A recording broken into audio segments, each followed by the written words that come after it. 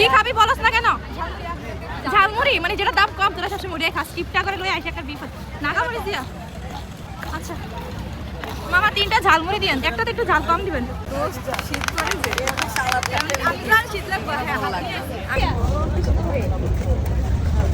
তার আগে বানানোটা ইয়ে করে নেই, এটা কি ঝাল বেশি? আমিও খাবো। আমি কি স্টার্ট করে দিব না তোমাদের জন্য ওয়েট করবো? খাইয়া নেই দেখো, তাহলে ওই যে ভিডিও করতে পারবো না, তো হাতে নিয়ে কিন্তু ঝাল তো বেশি।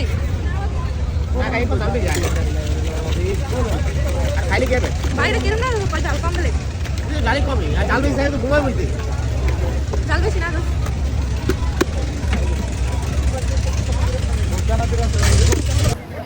আমার তার একটা কড়া ঝাল দিয়ে বানাই যায়।